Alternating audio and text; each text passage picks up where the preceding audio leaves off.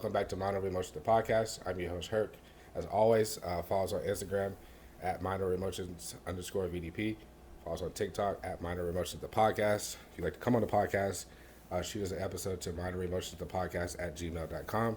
And as always, make sure you have somebody to talk to because mental health in your circle is very important. All right, today we got Alicia Greenhouse, mother, daughter, wife. I'm about to say husband. See, I knew I was gonna fuck it up, but I edited it out.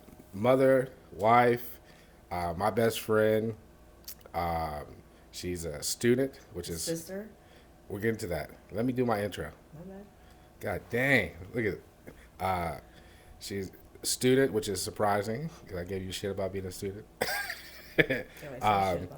Her degrees are associate in health information technology, a certificate in health records, and she's continuing her education still as we speak. So first off, proud of you for doing that because I remember when you decided to go back to school in 2022. I ain't gonna lie, I gave you shit about it. I had no choice though. Yeah, but I gave you shit. And yeah, so also she's a sister. I waited for the sister brother thing because I was going to speak on that. She is a sister, the oldest of three. She has a sister, younger sister, and then a younger brother. And what I was going to say about that was I like the fact that you guys have such a close bond. That you guys still, stay in contact. I mean, obviously you guys live here in the same city, but you guys, still socialize together. You guys still do things together.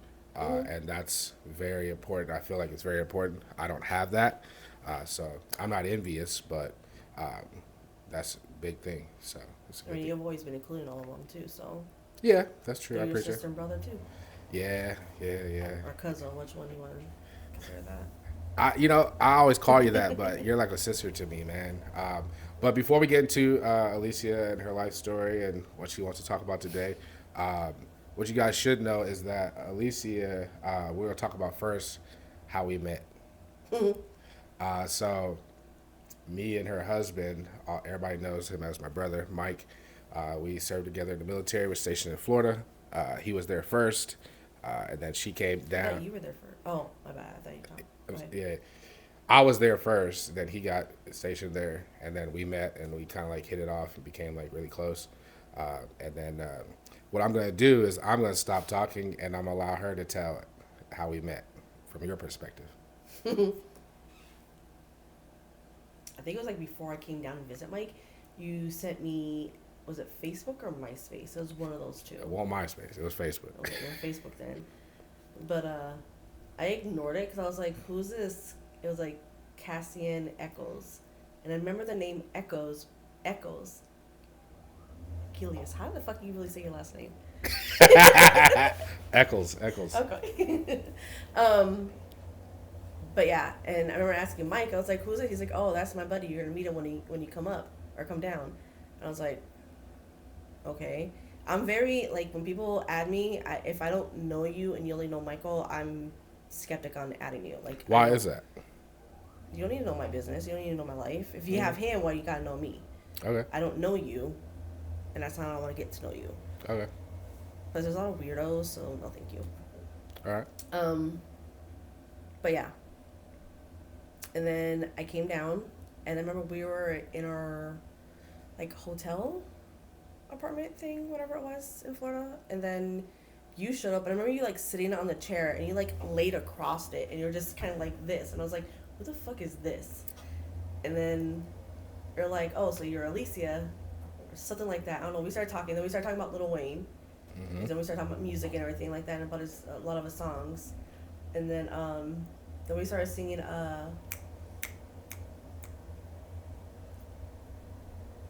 the one about the world. I can't remember the lyrics right now. Is that oh man, drop it on your motherfucking head or something? Yeah. Yeah, I know you're talking about. Yeah. We started singing that, and then Michael was like, "Oh fuck." I think that we went out that night too. Yep. Went to damn, what's that called? It was a Nighttown. No, we went to Barley's. No. We went to Barley's. Yes, Yeah, it was like right Barley's. down the strip part of the beach. We played beer pong and everything. Yes. Yep. And then the most important thing that I wanted to get out of all this was that in the beginning, like as you guys heard, like she was skeptical about being like my friend or accepting me on social media and stuff like that, and then shortly after we all became like really close, like family, and then I don't know when it became, but like she became my person, like the closest person to me on this planet, probably.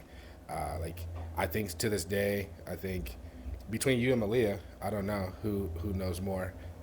It might be you actually knows more of my secrets. I like to joke around and say, I just I would say, if anything, I know more of your secrets from the past, Malia, and I know equally. I well, I won't say equal. You probably Malia probably does know a little bit more on some of secrets. Maybe I don't know. Y'all know a lot, but I was just gonna say like it's crazy because I usually don't open up to people like that. I don't trust people that easily because people usually, you know, show me that they don't deserve it. But I think we're now at like what 17, 18 years uh, of friendship slash family. Well, we're not friends no more or family. Even though I still tell everybody you're my best friend. But I just wanted to say on camera say I appreciate you for everything, being who you are towards me. And that's why it was so important for me to bring you on because as you guys are gonna see, if we can get into, I can get her to open up a little bit. She has a unique story. She's been through a lot, and she has a lot to tell. So, with that being said, um, where are you from? I was born in San Diego, California. Is that where you consider home, or do you consider home to be Tacoma?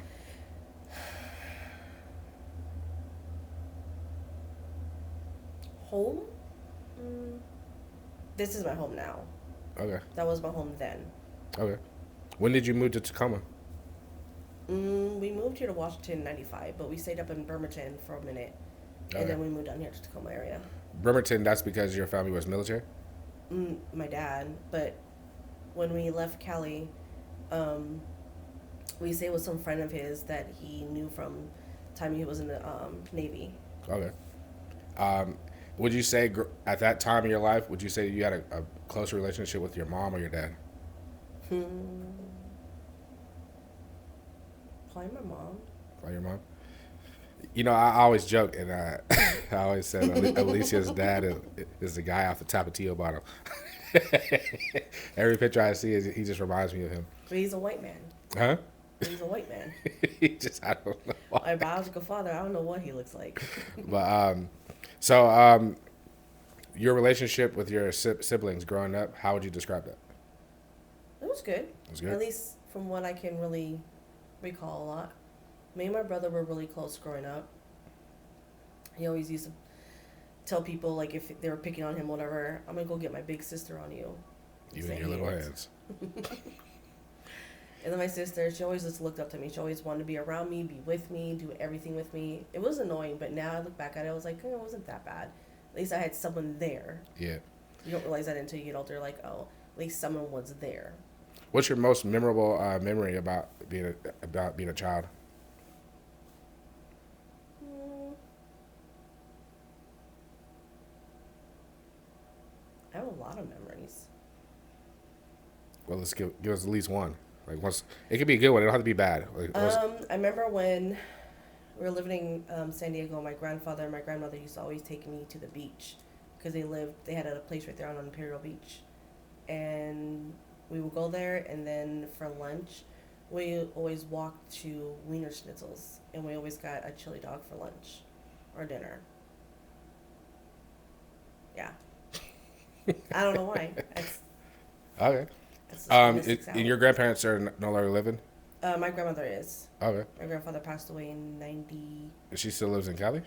No, she lives in Oregon now. In Oregon? Oh, you guys just went to visit them recently, didn't you? Last year, yeah. Yeah, okay. And your husband, and when did you meet him? September 11, 2001. For real? Yeah. Oh, wow.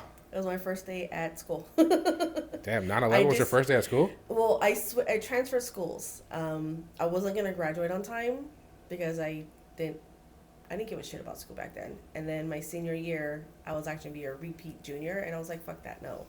And so mom was like, the other option is you go to Lincoln High School, and I was like, fuck. Why were you gonna be a repeat junior? Because I didn't have enough credits. Clover Park Oh, School District was, you had to have like 23 or 24 credits by your junior year to become a senior. You had to okay, graduate with like 30 something credits or something like that. okay. It was stupid, but whatever. Well, hold on, before we get into when you met your husband, growing up, what did you think? How did you perceive your life to be when you got older? When you were a kid, like, did you think you were gonna have kids? Do you think I didn't want kids. you didn't want no kids? I used Okay. to babysit kids, and I was like, no, no, no, no, no. You guys make me want to whoop you. What career did you want to have as a kid? Honestly, I kind of wanted to be a lawyer, but That would never work. You're not a good liar. I can lie pretty well if I need to. However, it was more of Hold on, you can lie pretty well. Are you talking about like to people, like just random people, or are you talking about like to people you know? Because I can pretty much pick out when you're lying for the most part. I can lie to people that if it's needed to save them from hurt, I can lie to them pretty well to make them feel comfortable. Okay. But then again, is it really considered a lie? Yeah, that's what I'm saying. Like to be a liar, you gotta be like a liar. I just think that like, There's a lot of things I lied about in my life, but what's one thing you lied about? You brought it up. What's one softball thing that you lied about? some softball thing. Yeah, like softball meaning like it's nothing like too serious. They'll spend night at a friend's house and really out someplace random doing random shit. I think every kid lied about that. I think they have. I don't know if I ever did because my parents were really strict growing up. My parents were too. Like they used to keep. I never snuck One out. reason why I was rebellious in a way, because I was always having to be home. I remember my friends always come over my place to hang out with me because I can't go over to their place because I had to watch my sister and brother when my mom and dad worked. Okay. Let me ask you, because you said you were closest to your mom. What about your mom made you so close to her? Like, why do you think y'all were so close? I don't know. I always felt like we were. Do you feel like it's the same way still to this day? Uh, yeah, but not as close. I would say I'm just more. I only pay attention to what's completely around me. Okay. Everything else around, I don't. If I don't see it, I don't know about it. It's not that I don't care about it. It just not what's in front of me. Okay. That explains a lot. That And explains so why when I moved to Virginia, you abandoned me. I did not abandon Just joking. I'm just joking. Nah, you. I nah. was living in freaking Oklahoma in the middle of nowhere. Nah, you didn't abandon me. Actually, that's one reason why that I respect you and Mike so much because over the years, obviously, I think 3, 4 times now we lived in the same state together. But there's been a lot of times where I lived on the East Coast and you guys were over here or the South or wherever. We're in the same state, and time would go between us talking like maybe like a month or so, but not too long. We always stayed in contact. We always checked up on each other. Always there for each other. So that don't happen a lot these days. People usually don't. They're not consistent. Usually have that out of sight, out of mind type of mentality. So I appreciate you guys for that. Hopefully I've held up my end. And stayed in contact as well too. I know you did. Yeah, I'm pretty good about I that. feel like you contacted us more, Yeah, because Mike ain't a big caller. and I was always busy with the kids and work. Yeah. So, what's one thing about your childhood that you wish you could change? Nothing. Nothing. Mm-mm. Everything was peaceful. It wasn't peaceful, but it made me who I am. Ooh, okay. I like that. There's one thing about my childhood I wish I could change. I wish I could change. To be honest, I wish I could change. Us ever moving to North Carolina, and I wish that I could change how my dad was. I don't necessarily say that I wish that like my dad and my mom would have stayed together forever. If they would have, that'd have been cool, I guess, as long as they were happy. But that he would have been a part of my life more. I think that, like I spoke on my episode about my grandmother, but even with my dad, like I feel like if he was around more and the more around and a positive influence on my life, I feel like a lot of things also would have changed in my life. I'd have been different, But at the Yeah. same time, I'm happy with who I've become. I mean, there was a lot of you can attest to this. There were a lot of bumps in the road. Hmm. A lot But of we bumps. all have it. No, I had some crazy bumps in the road. Never went to jail or nothing like that, but I've had some. Let me ask you this question. I'm gonna ask you a question since we're on camera. What's one thing about me that I've done over the years, or just about me that I've done over the years that disappointed you the most? That you felt disappointed in me?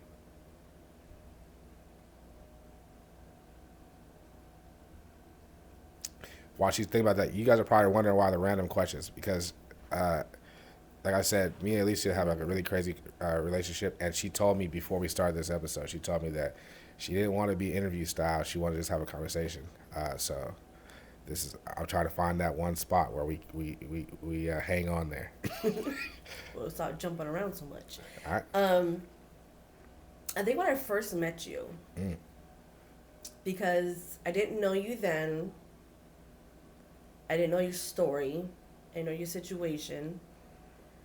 But the first thing I remember, because we went out to that club, Barley's or whatever it was, and then I remember you puking in the bushes. You and Michael both puking in the bushes, and then I had to drive.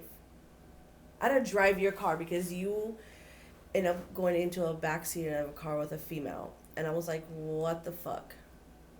Hmm. And then we had to pull you out of it. And I remember telling Michael that night, I think, maybe I didn't, I don't know, so long ago. But I remember questioning, like, isn't he married? Oh man.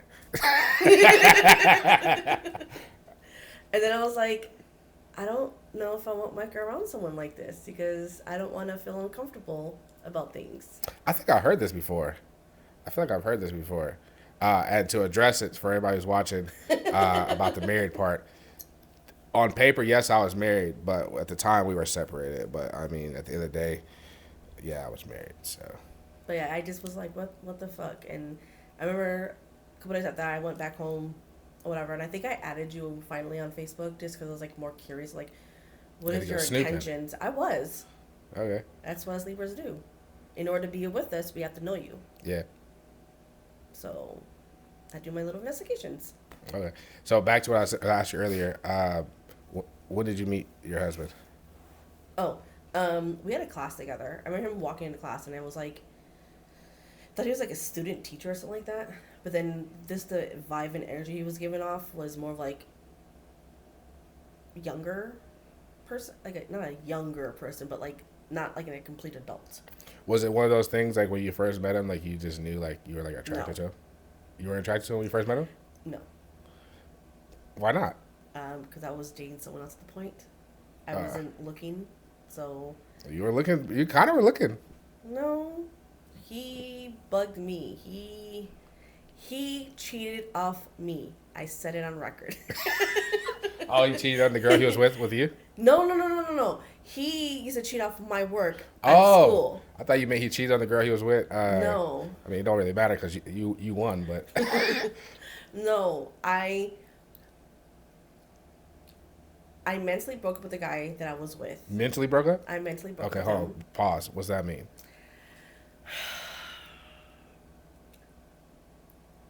At that time, there were certain things that just was not. I didn't see growth in the situation, Okay. and I didn't have a car. The only transportation I had was the bus, and I wasn't gonna get on the bus and drive all the way, go to his place just to break up with him, and then come back. But I did. Months later. Why you could just call him and break up with him? I don't know why. I don't know. That'd have been the easier solution. Calling back then wasn't a thing though, especially breaking up over a phone call.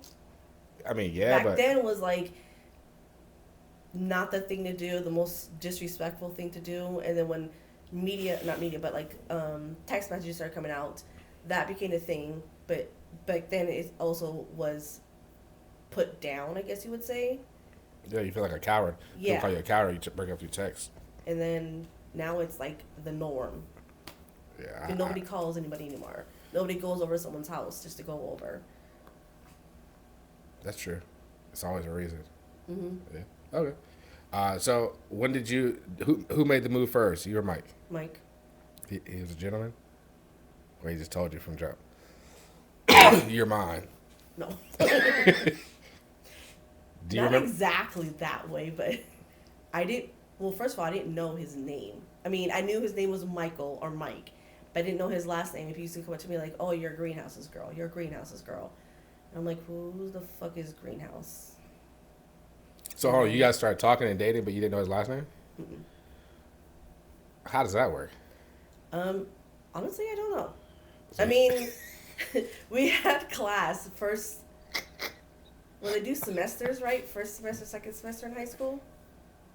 They don't do quarters, do they? Or they do? nah, quarters is I think college, right? Yeah. I don't know. High school is semester, first semester, second semester. Well, I know the beginning part of school, we had class together, and the second part of school, we did not have class together. But you were his girl by then. A little bit afterwards, because like what I think. When the hell did the second quarter start? Well, I don't know. It was sometime in March we started dating after his birthday, Okay. and then I remember when he found out he had a daughter. Well, this was before we even started. So he has his daughter before you guys met. Yeah. Okay. Malia. Okay. I remember seeing the name on his arm. I was like, "Who's Malia?" And he was like, "I was like, who's I? However the hell I pronounced it at that point in time." And he was like, "Oh, that's my daughter." And I was like, "Oh." Did at no point did you ever think like I don't want to be with a guy who has a kid, I especially in didn't, high school? I didn't want kids. I That's what I'm saying. So babysitted kids that were my brother's friend, Jared and him were they weren't bad, but they were. Jared, my brother's friend was also like a he got whatever you wanted kind of a kid too. hmm I mean, his mom did pay me pretty well. I ain't gonna lie when I used to babysit him, but I was like, I don't want to deal with this. I want to just be meek, I guess you say. I don't know. I don't know what I thought. I just know I did not want kids. that's what I was saying. Like, cause I know you said you didn't want kids, so now you have a new boyfriend or a guy who you're interested in and talking to, and you find out he has a kid. At no point did you ever say like second guess like talking to him, or he just had like such a demeanor and personality. We were about him? friends in the beginning Oh, okay. Okay. So when did y'all start dating? in March. March. But I'm saying, did you find out he had a kid before March or afterward? Yes, yeah. But we met each other in okay. September, I got you. Okay. and I watched his kid because him and his buddy Greg went to go talk to some recruiters. Because they were both talking about joining the Air Force at that point in time. Yeah, And this is 2002, this is 2001. 2001. This is like the end of the year, I think it was. And then that's when I first time I met Malia. But I'm saying you guys started dating in 2022. Yes. Okay, cool. All right, so, and then you guys have one kid together, Carlina. Yes. You never wanted no more? I did. What changed? From not wanting kids to now you have a kid, you have a boyfriend who has a kid, and then now you have a kid, and then now you want more kids. Well, so let me clean up the question. So when me and Michael started talking, like being friends, we were just friends, and then a kiss happened, and then we started dating. I didn't think of anything about the kid at all. It wasn't like it's not that she was not around. She was always around, but it didn't bother me because it wasn't it. They were a package, first of all, and then second of all, I mean, it was. I don't know. I just went with the flow. I don't know. I don't know what to say about that, but I didn't never like. It never discouraged me, and then we graduated together, and then we moved in together, and then we separated, and then we got pregnant, and then we had Carlina. Why'd y'all separate?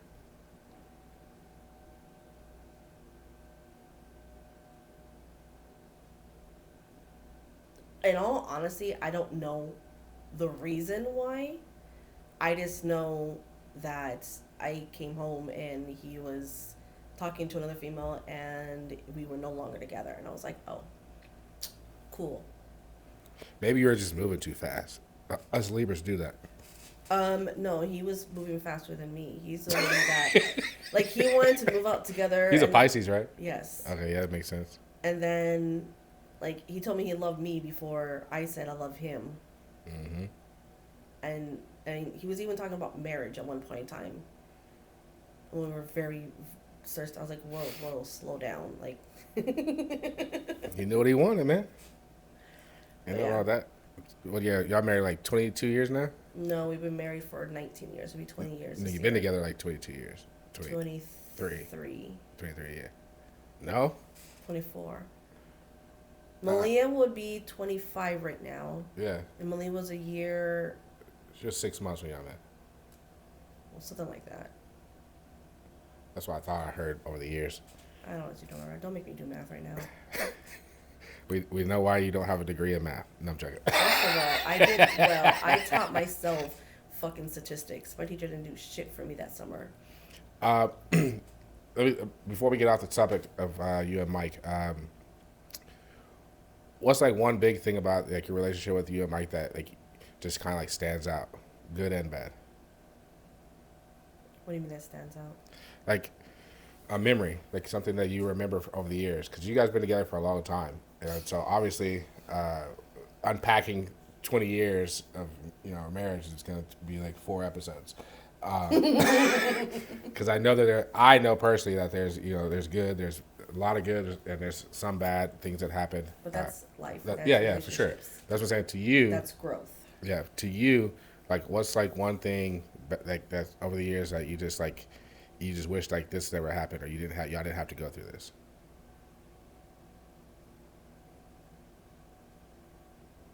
Honestly, nothing. Because I think all the stuff that we have gone through over the years, all the good and the bad and the fucking ugly, like, it's what's really made us who we are. Our bond, our strong, our strength. I mean, a lot of people always say, like, oh, you guys are, like, I don't want to say, like, the perfect couple, but, like, we're, like, this I feel like amazing couple to look up to, and I don't see that. I just see us as normal people just living life, living through normal situations and going with it, growing with it.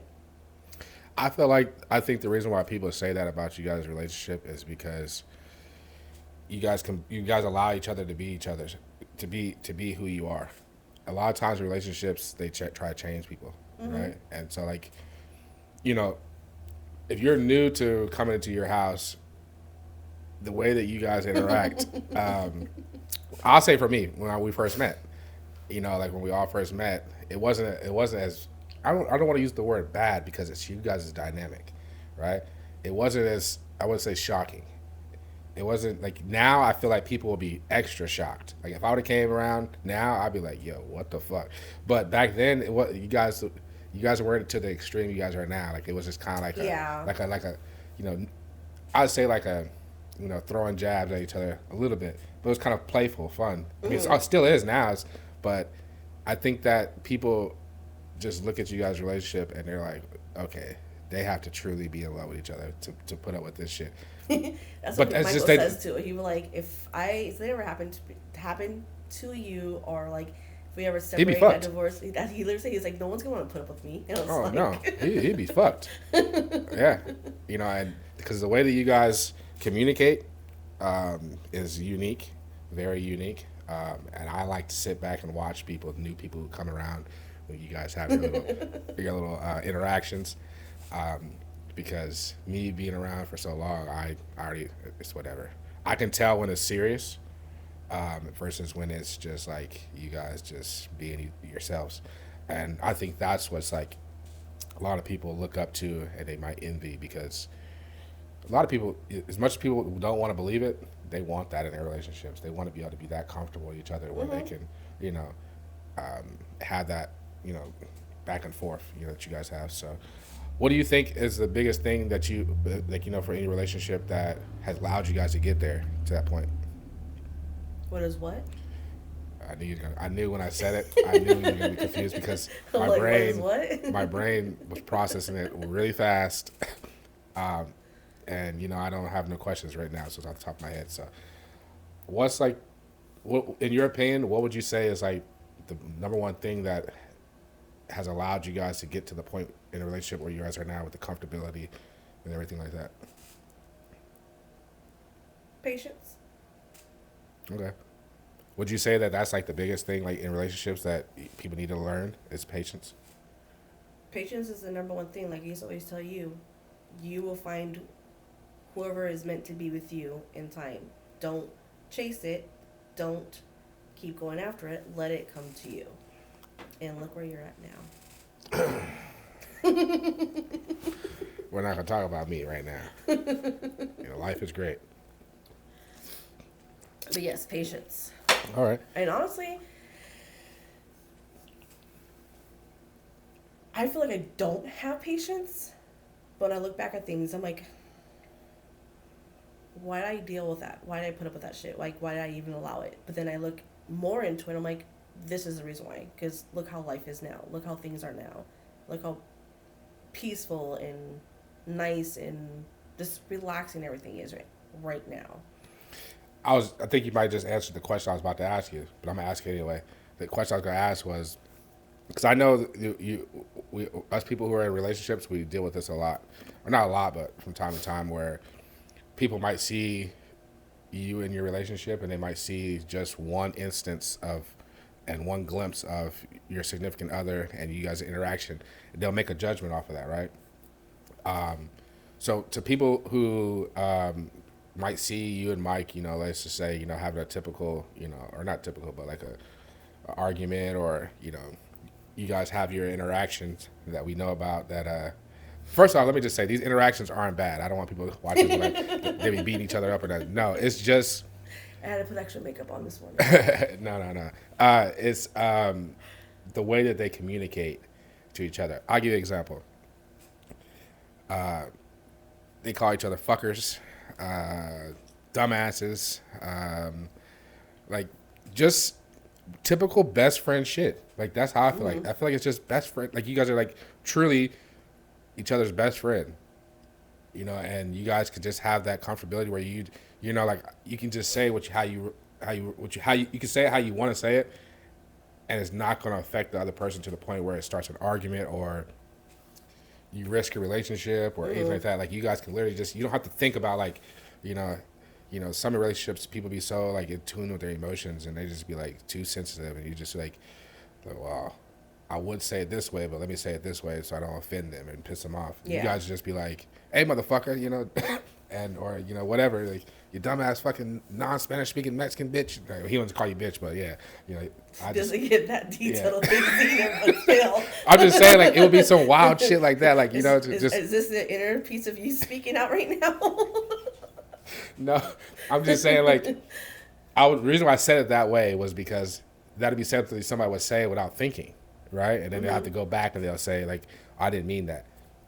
You guys could just say how it comes out, and then it just be what it is.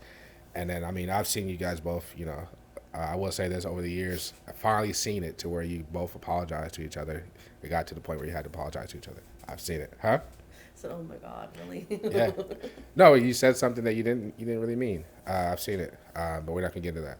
But my point is, what would you say to somebody who say like, like, why are you with Mike? Like, he talks to you like this.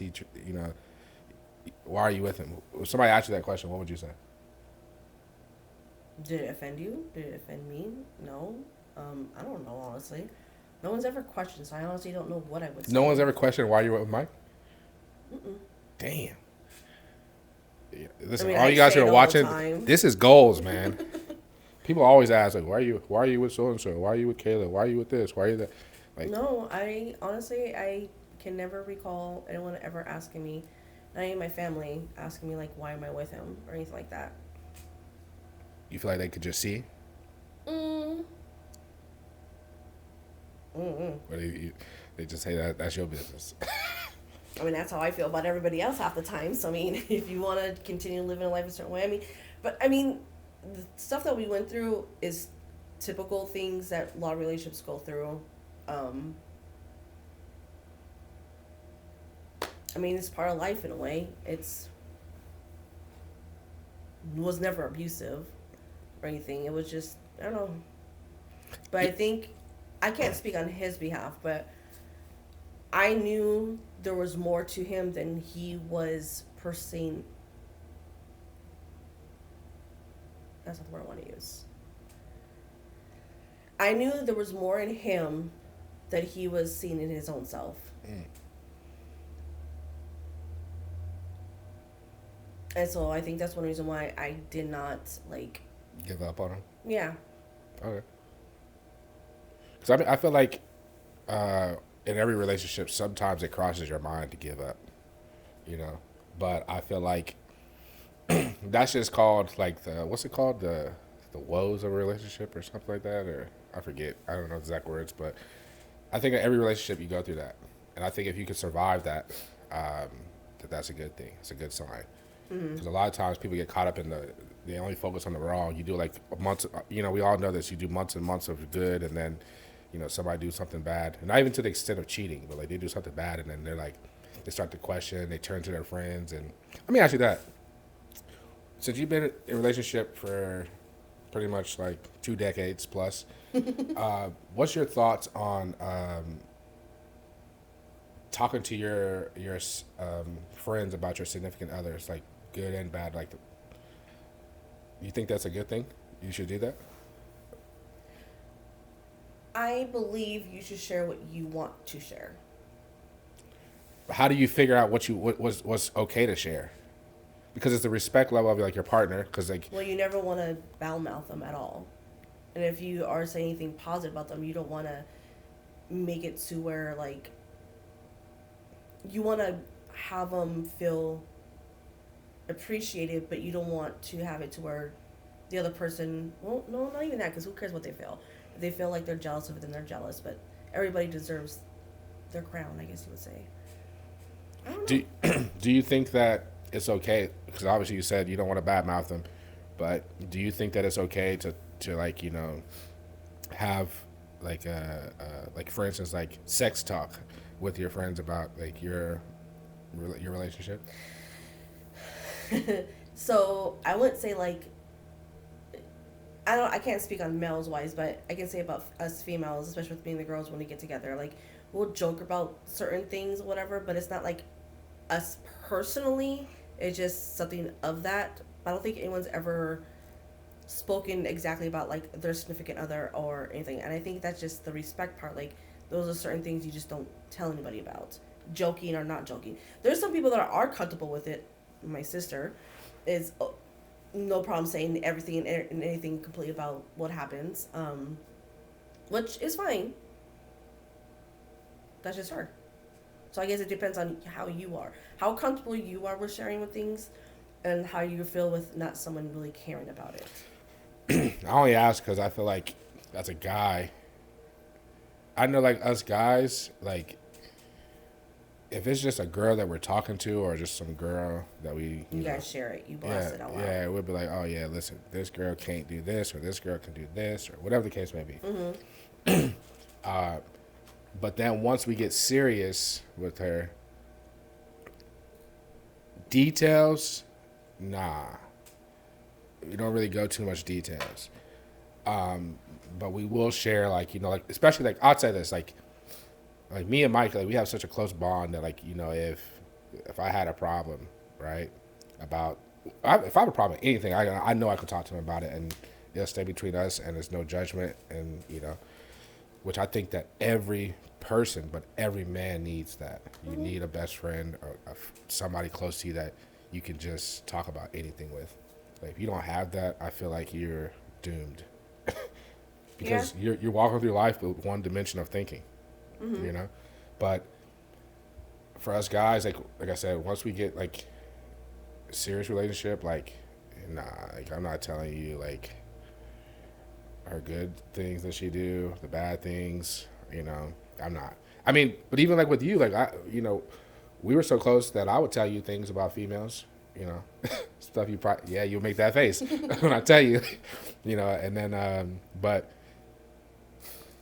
I just feel like, that's different though, because obviously you're not going to ever you're not part of the community. You're not about to try to take my girl or you're not about to try to go talk to her, But like, I think that's the fear for guys, or not fear, but just the thing. Like, I'm not about to tell you what my girl do.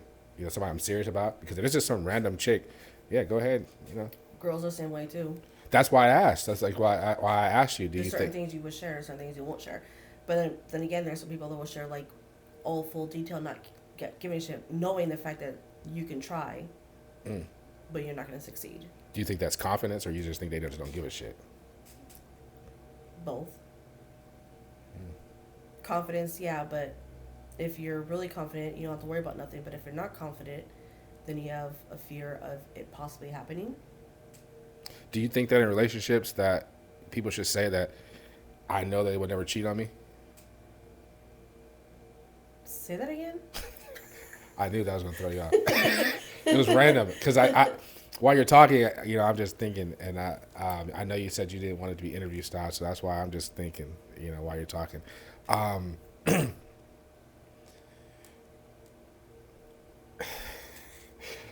I forget the question I asked you. Like, why did I ask you that question? It's the reason why I'm forgetting.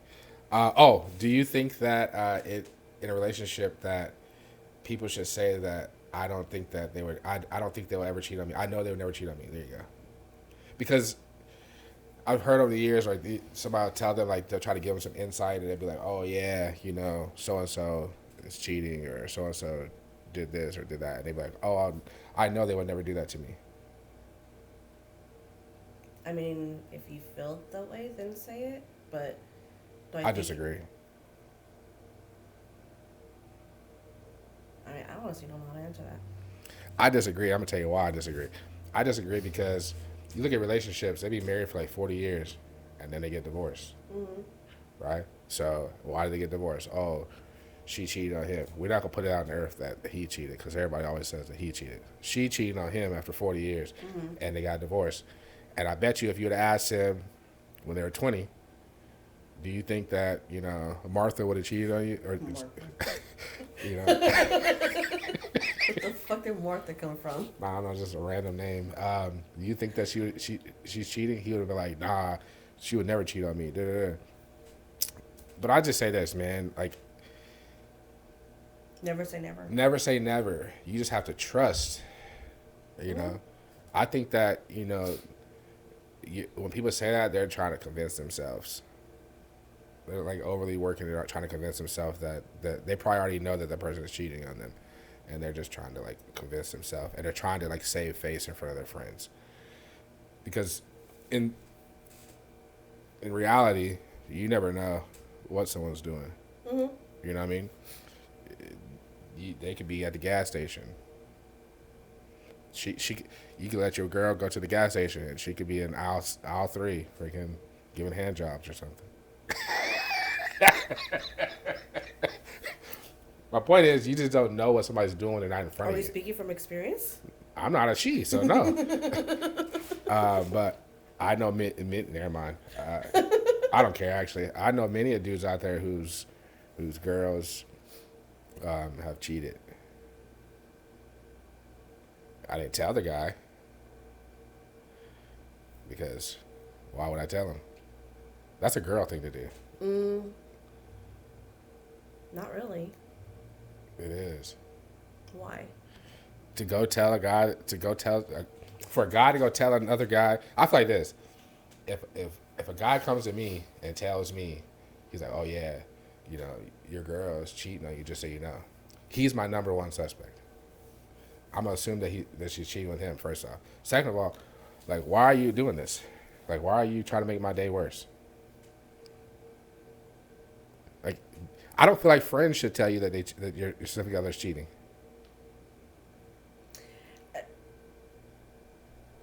How do I say this without saying it? I never want to be put in a position to where I might have to tell someone that. It's What do you mean? Oh, like where, like, say for instance, a hypothetical, right? Say for instance, we'll use this person because we know this could never happen. Watch this. We all know this can never happen, and if he watches this, he's gonna laugh because he knows it's true too. So what you're saying is, if you saw Dupree cheating, big shout out to Dupree, man. If you know him, you'll know why I had no problem saying that. If you saw the pre-cheating, you don't want to have to go tell his girlfriend that about him. Is that what you're saying? That's Well, it also hilarious. depends. I thought I'd never say those words. It will all depend if how, I guess, close I am to the person. Maybe, I don't know. I mean, like if I knew my sister's husband or Darren was cheating on her, I would feel that I would need to go and tell her about it Why? because she's my sister. I feel like she will need to know first. She can go fix the problem herself. Not putting my opinion into it, not putting my feelings in it, just informing like, hey, whatever, whatever. And then also speaking to him about it, like, that's not cool, you know. I think that's different though. That's your sister. I'm talking about like a friend. Like A let's just friend? we're gonna use code names. So let's just say Slim, right? Let's just say we're not gonna use actual real people, even though only certain people know who I'm talking about. But let's just say you had a friend. We'll just do it that way. Let's just say you had a friend, not a sister, Okay. and you knew they had a boyfriend or a husband, whatever, a significant other, and let's just say you're at the bar, and he walks in with another chick. Are you gonna go send her a picture and tell her like, look who I just seen, and No, are you gonna tell her at all? I will. Why? But I also tell him too. I will walk up to him like, this is not a. In front of the girl? Yeah. Fuck up his whole date. Should have thought twice. Damn. So like, this ain't cool. Your wife's at home with the kids. Pretty much. But then what happens if she say, she'd be like, well, we know. She don't care. I'll let the person know too. Okay. See, that's what I'm saying. That's a girl thing. Because I've had this conversation before, right? If one of my guy friends, his wife was cheating, or his girl was cheating, and I seen her out and about, I would literally, if they made contact with me, I would just tell them, not in front of the dude. I would just tell them like, because that's their business. You already cheated. Mm-hmm. So shit, I'm not gonna ruin your fun.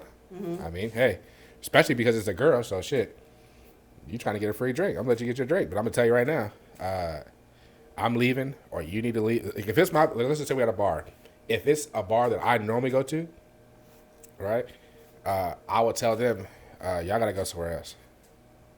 I'm like, look, it's not my business. I ain't gonna get in it. I'm not about to go running back telling so and so that I seen you. That's none of my business. But yeah, you can't be doing this shit in front of me. The reason why is because, let's just say hypothetically, he already knows, right? You're just making it worse, and now you're including yourself in their problems, for one. Because now, because here's the thing too. Think about it this way, right? If we'll just use you and Mike for example, right? If I seen you out cheating, and now I run back to Mike like a little, hey Mike, I seen Alicia cheating. Y'all gonna have your little spat, your conversation or whatever, and it might come up that I told, right? Mm-hmm.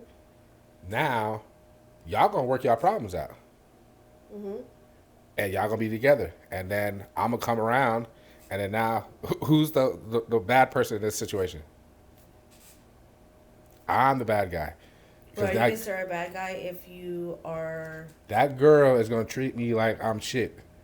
Because I literally snitched on her. Even though her and her dude figured it out and they worked it out, kudos to them, great. You know?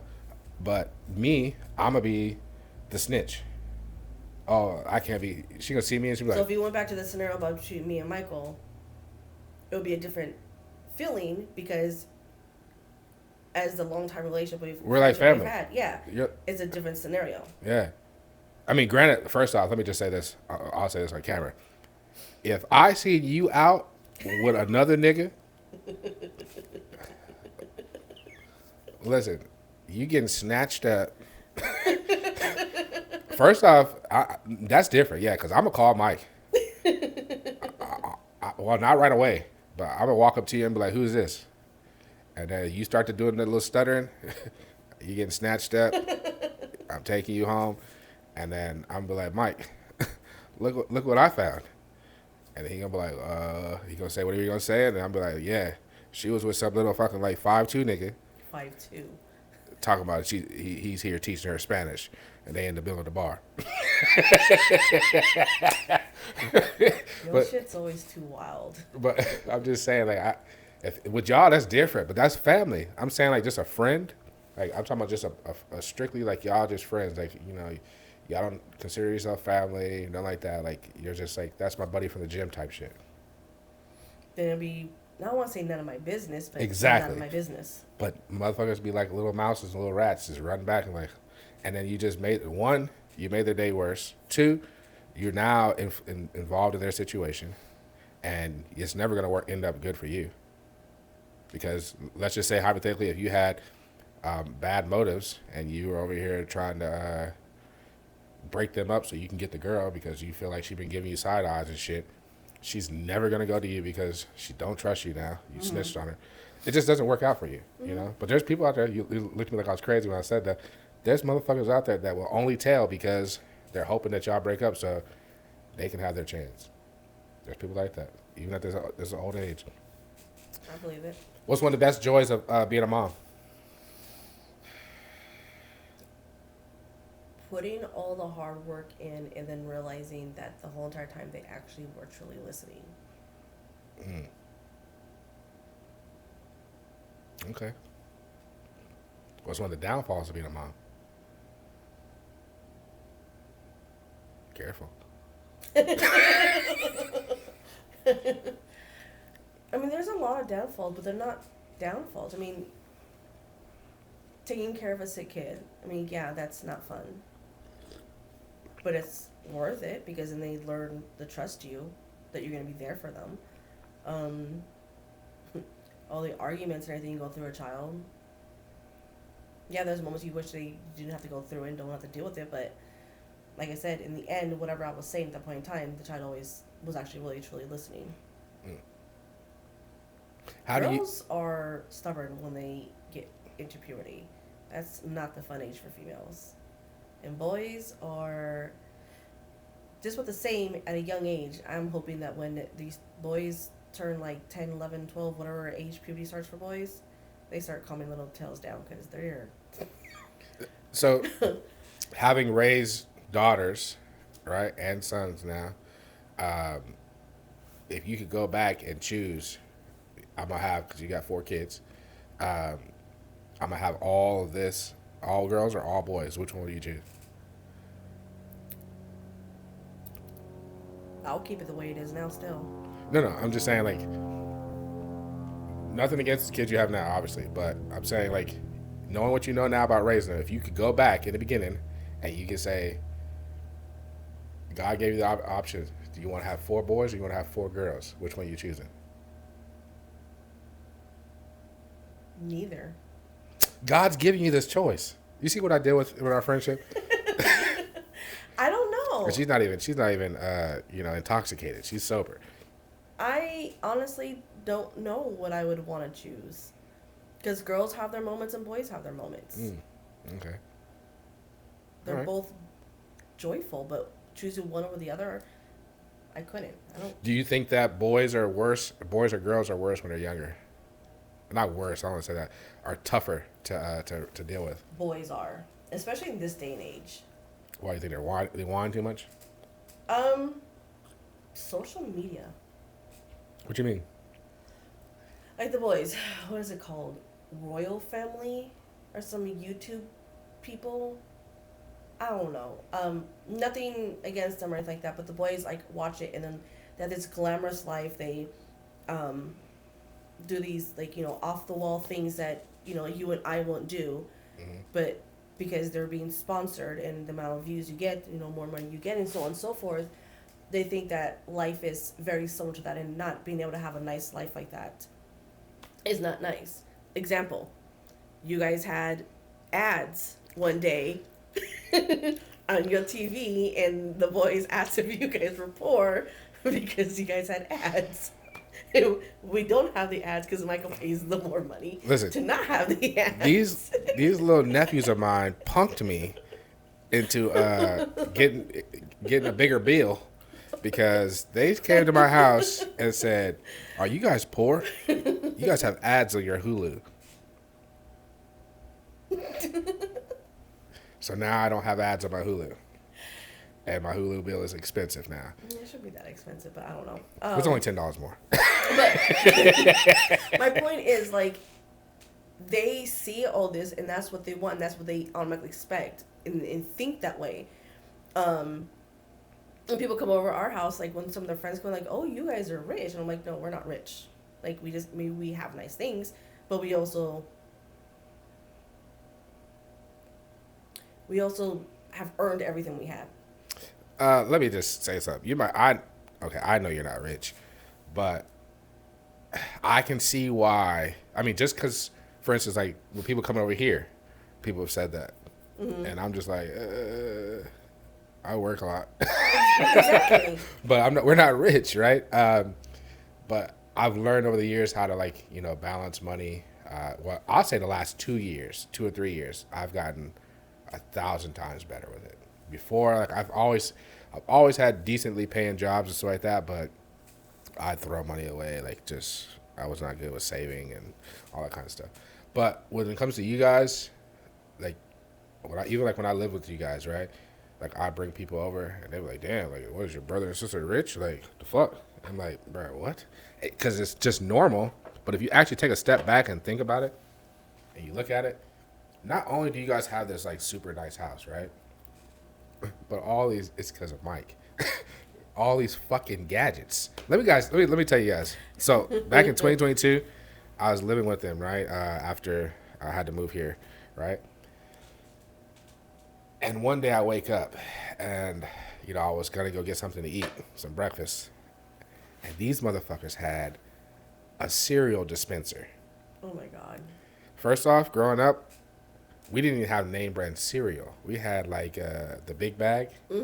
Like instead of like instead of like Fruity Pebbles, we had like Mateys or whatever it's called. Like Yeah. the little purple or green and orange. I just bought it for Kylan.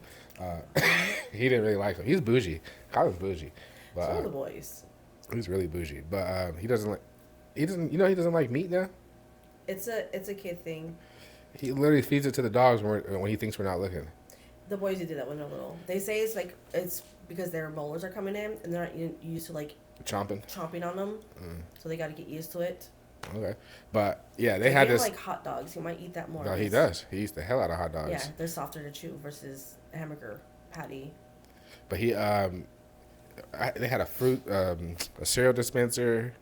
First off, they got a couple of different stories about your guys' house. One, the cereal dispenser fucked me up. Then I've only seen this. I only seen on TV and movies like once with rich people they were rich, who had their refrigerator or their ice machine made these little thick balls for their alcohol. They got these little thick balls that come down. They're like thick. So thick that if someone broke in, I'd probably just throw it at them. You can literally probably play pool with them things. They're thick, right? But the most fucked up thing that happened was the first day. Remember when I first got there, and we were standing in the kitchen at the island, and I was trying to make some food, and I had the food in the microwave, and while I was cooking, I'm trying to get some silverware, but I'm talking to you and Mike. And no, it wasn't you and Mike. It was you and Malia.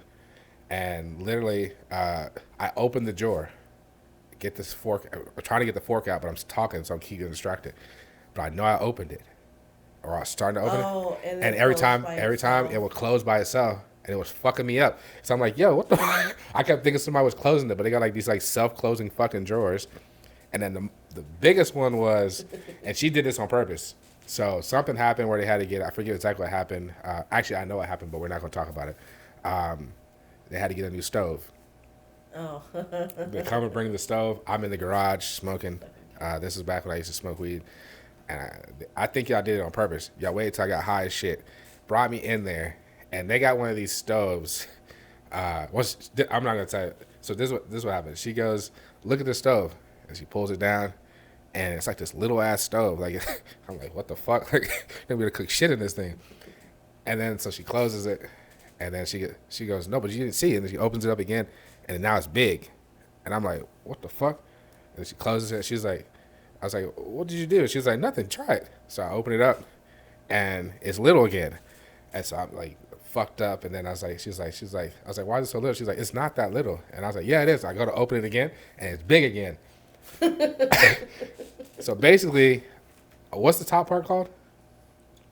The top oven? It's just the top oven? Yeah.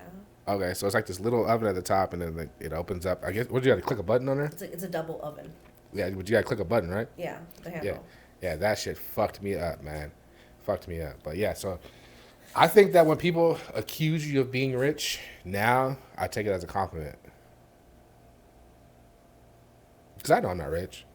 I just hope that you don't think that that you thinking that I'm rich is gonna mean that you're gonna get like money and monetarily things from me. Yeah. That won't happen. But I'll take the compliment because that's an achievement. Yeah. To where you live in a home that people say, oh man, like that. When you walk in somebody's house or somebody walks into your house and their eyes raised for a good reason, not because you're junkie or some shit.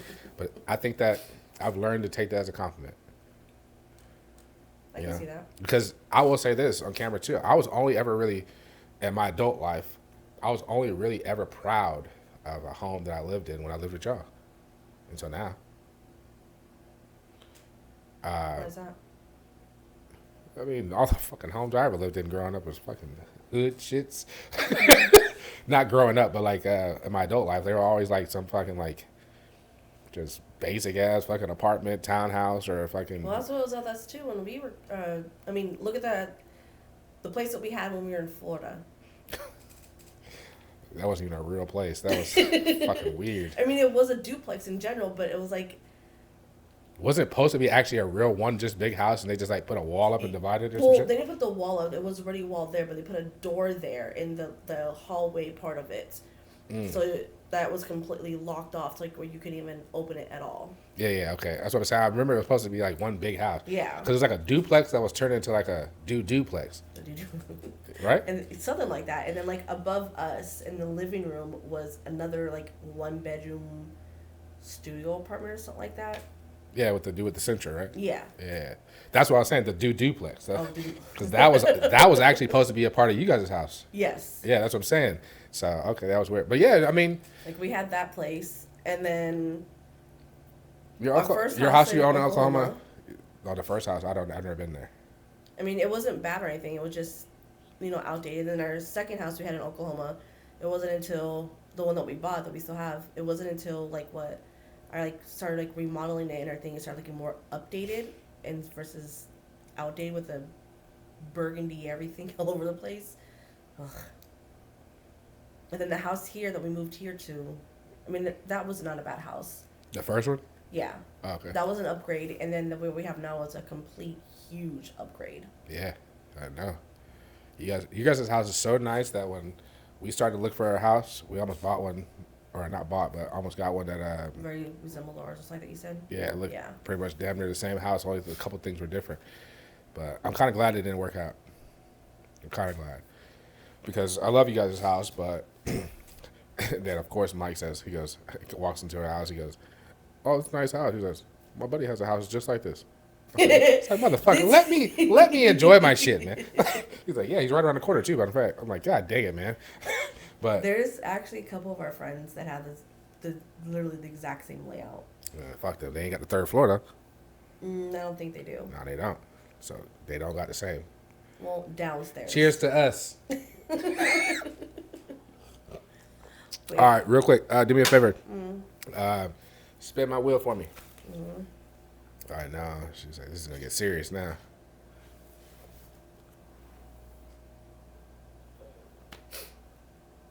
All right. When you first think of the word, when you first think of the topic mental health, what's the first 3 words that come to your mind and why? 3 words that come to my mind? Mm-hmm. Can't think too long. It's the first 3. First 3. I don't know. Mental health.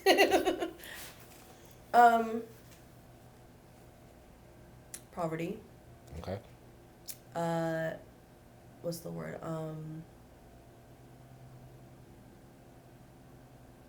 Not less resources, but like there's not enough there's neglect of resource. There you go. Okay. Um,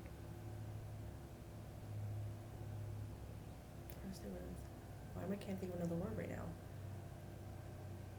Suicide. Okay. Out of those three words, which one of those means the most to you? There's two of them though. Okay, It's what's not it? just one. What's it? The not enough resources and suicide. When it comes to not enough resources, do you feel like that society doesn't provide enough resources? Is that what you're saying? It's not completely society itself either. It's the government. I don't want to get like political wise or anything like that, but like learning right now the statistics of healthcare, and right now we just got on a subject about like pretty much like mental health, and like I have to do this report on resources that of mental health, like why don't we have enough. And I think what said like 1800 is like when mental health started coming about, and it wasn't like 1950 or something like that is when they started having like the hospitals and everything for them.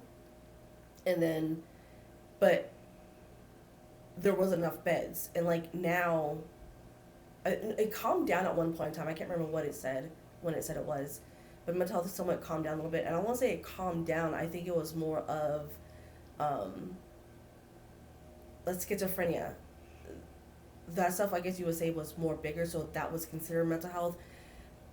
Anxiety, depression, that wasn't considered mental health yet. Those are just considered. I honestly don't even know what they were considered, but they weren't important until what, maybe the last 20, maybe a little bit less than that years. I don't know the exact statistic off the top of my head right now, but yeah, it's, and since then, like, it's still not. And because now depression, suicidal, and all this other kind of stuff is now more involved into mental health, we don't have enough resources for all of it. Just as well, we don't have enough beds to help the people that really truly need it versus the people that need extra help to get to where they need to go. There's ones that need full care, someone that's psychotic, that's completely mental, schizophrenia like that. Like, I can see them needing more help. Okay. Someone that's suicidal needs help too, but they also need help to figure out why they're feeling this way. Help them, guide them to try to feel better. Try to see a different side of what they're seeing. Try to look through perspectives a lot more than versus just seeing like what's in front of you. Like I told you when you had your time, things will get better. Yeah. So would that be your advice to somebody who's thinking about suicide? That's hard to say because everybody's different. Okay. So your second word was suicide. Do you mind if I ask you a couple questions? Sure. All right.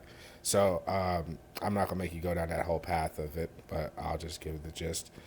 For all you guys who've heard me speak about Malia and understand, this is Malia's mother, not her birth mother, but it's her mother. It's the woman who raised her and who Malia saw as like a mother, because she was with her for her whole life.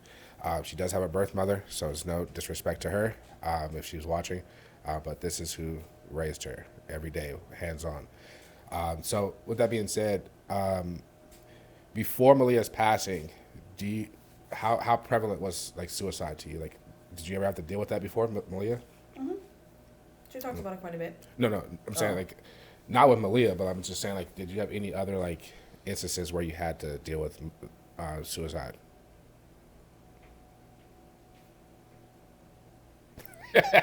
You dealt with me when I had went through, you were the one who was right there with me when I dealt with my thing. Yeah. You drove me to the hospital. That's right. Yeah. Why was I overthinking that? I know. I gave you an alley-oop and you just missed that moment. I wasn't paying attention. I was really thinking. I appreciate it. How in one, I'm trying to think how to answer this without getting too deep on you. Looking back on it, how would you say that Malia's passing and her decision has affected you? It's affected me a lot. I can't say in words how it has, but it has. I see things differently. There's a void of a non-existent presence that's always there, and there's times I constantly want to like when we were in Seattle with Dominic, when we were up at UW and everything. I always go and say, I want to call Malia. Let's go to her apartment. Let's go see her, but can't do that. Yeah. Do you think that it's changed how you react to people who have like suicidal ideations? I mean, like they have suicidal thoughts. Do you think that because you've now experienced losing a child, that the way that you react when somebody even jokes about being suicidal is different? So before you answer why you think about that, I'll say this because like for me, going through the situation I went through in Vegas with Jalen, um, I feel like right after that it snowballed. First off, let me just say that like Mm-hmm. she passed away, and then like I had like three friends that committed suicide um, right after that. Like Mm-hmm. just and so like for me, it's not just only her. I think before Malia, she was the closest person to me because it was like she was like a child to me. But I feel like for me now, after that, like I can't play with it. Like even on shows when they joke around about it. Like I was watching a stand up just last night, and he just kept saying he's like kill yourself or something like that. He just kept saying that he's like kill yourself. He's joking. He doesn't literally mean it, but it's just kind of like in the back of my brain and like subconsciously it triggers. It's like don't joke about that. Like, Mm-hmm. but I know that it's a joke, and it's like he's not actually telling somebody to do it or something like that. But it definitely triggers something every time somebody says anything along those lines. Do you feel like that's the same way for you? Not really. I think I want to know more why they're see it as a joke. Is it something that they've gone through and this is their recovery, their way of like walking through and getting through it? Mm. What's one thing you learned from Malia's passing? Hmm. That I'll give you. I'll make it easier for you. What's one thing that you've learned from Malia's? I don't want to say passing. Her decision that she made. But see, I can't even say that either. Her passing. We'll say that. What's one thing you've learned from Malia's passing that you feel like you can apply to your three living children, like being a better mom towards them?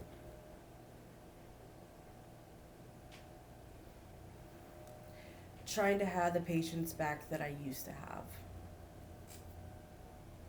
I still have it, but there's times I'm just like, well, with work and school and then the kids and then everything else, it's just like so much that, every once in a while, yeah, yell, scream or whatever, but I try not to do it as much anymore. I try to understand, but then it comes down to that gentle parenting that's going on now. But that's one thing I remember about Malia is like you never really. She said I always never really listened to her. I heard her, but wasn't listening to her. And looking back, I mean, I was listening, but I guess I wasn't hearing the completeness of whatever she was saying. Okay. An example, I can't think of one right now. I wasn't gonna ask you to give an example, man. Hmm? I wasn't gonna ask you to give an example. uh, Honestly, like when it comes to Malia, like it's very touchy for me for sure, um, and I mean touchy for you and Mike as well, and the boys and Lena.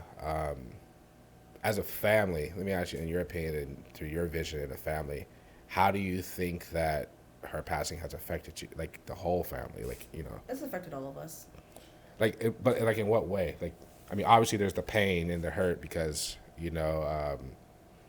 obviously she's brothers. I mean, not brother, but sister to everybody, and then you guys are her parents. But like, what I'm saying, like affected, like, is there anything that's changed? Like in a positive way. Like for instance, like do you guys have more like family discussions? Do you guys have like check on each other more? Do you guys, actually, stuff like that? Do you feel like that it's caused you guys to open your eyes to do that kind of stuff now more?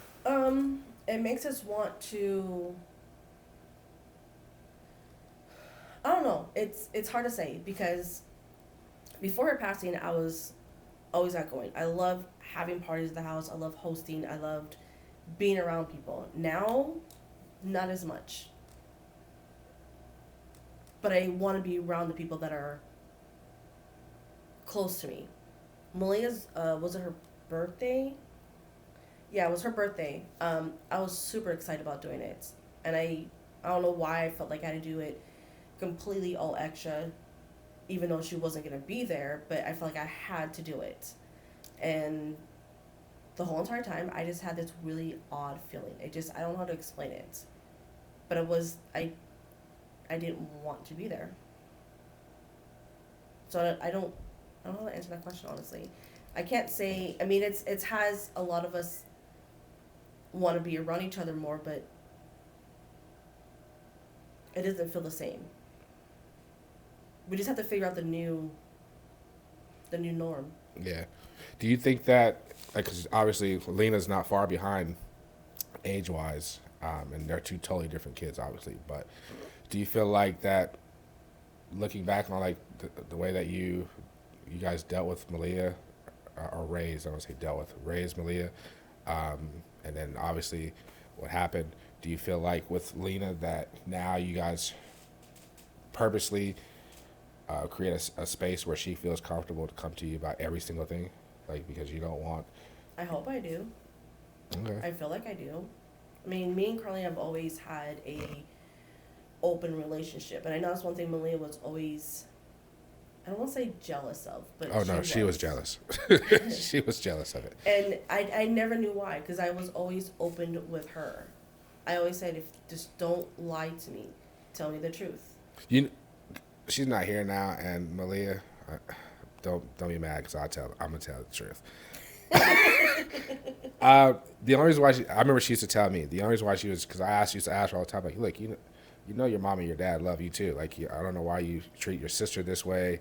I don't know why you acting out to try to get attention. Like, she was like, basically, to be honest, it had nothing. It had very little to do with you and Michael. I don't know how to do with her mother. Exactly, it had all to do with her mother, and it was just like the jealousy was that. It's just the fact that even though she looked at you as her mom and you were her mom, you raised her.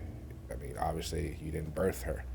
Mm-hmm. You know, and it's kind of like I can relate to that because it's the same way with me and with my stepdad and my biological father. Like, my stepdad is who I consider to be my dad. Like, he was there for me for the longest time, and he raised me, and he cultivated me into be the man that I am now. Well, the man who I was when I was 18, I left his house. Mm-hmm. But obviously, my biological father, that's my biological father. Yeah. And so I can relate on that aspect that, you just kind of wish that because like my siblings, my younger siblings, that's their dad, mm-hmm. And as much as he didn't ever want to like try to make it seem like he cared about, there's 7 of us, and when it was all said and done, there were 7. In the beginning, there was 4, but he never wanted, I feel like he did a great job. I don't care what no one says. I feel like he did a great job at trying to balance being a father. I mean, he wasn't perfect, but him and my mom might have had their problems, but that's their issues. Mm-hmm. But as a father, as a dad, I feel like he wasn't perfect. He made mistakes, and we weren't rich, and we weren't that far. I mean, that we weren't doing that well, financially as far as but we never knew. Mm-hmm. We never went out anything. All of us who wanted to play sports, we played sports. We had all the equipment we needed for sports. We had. We weren't out there playing basketball. If we needed team shoes, we had them. We weren't out there in like freaking like Bobos and shit. Like, we had what we needed. So yeah, I think that we need to stop we need to stop being so hard on our parents, and be appreciative. So I'm very appreciative of him for that. So, but that's what I used to tell Malia too. Is like, look, like before Lena came along, I know that Alicia probably, I'm pretty sure, just by understanding you and knowing who you are, I'm pretty sure she treated you like you was her own daughter. I was like, but now she has Lena. I was like, and she still treats you. I was like, but Lena's going to always get a little bit more treatment from you. I mean, from her parents. I was like, she's the baby. I was like, they're never going to admit it. They're never going to. It's just how it goes. Like, my mom to this day, she treats my youngest sister like she's fucking 3 and she's 21. I don't treat Carly like that at all. She's Okay, you're never going to admit it. You're not in the recent years. Maybe you're a little bit harsher, but back in the day, nah. Lisa, you definitely treated her, super favoritism. But it wasn't like a favoritism. That's why I didn't want to use that word. It was just you babied her. But that's just what all parents do. And you never, like I said, you're never going to admit it. You're never going to see it because in your eyes, you love all your children the same, and you do. But she's the baby, so it's like for instance, my mom, like I said, my mom loves all 7 of us the same exact way. She will do anything for us. Although my mom has never went to court with me, but she traveled across country to oh go my to court. god.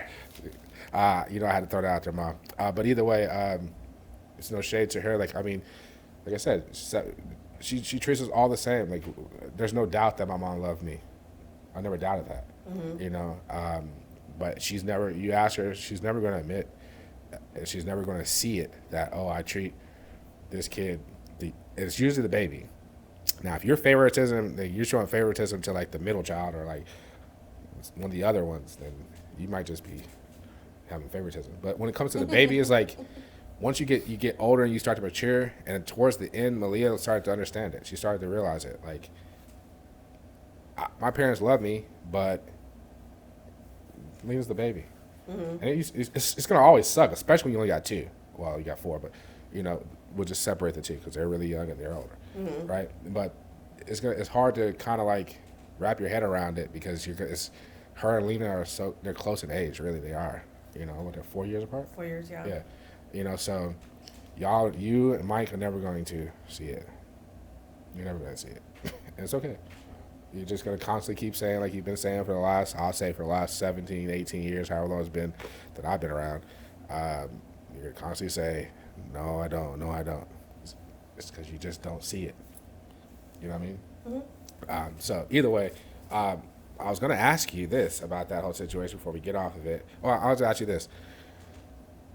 What advice would you give to a parent who has a child? Because I've had a couple parents talk to me lately about this. So, as somebody who is a parent who's had a child who took their own life, what kind of advice would you give to someone who's dealing with a child who shows signs of it or has even spoken about doing it? What advice would you give to that parent? Just keep being there for them. Keep talking to them. Keep showing support in any kind of way.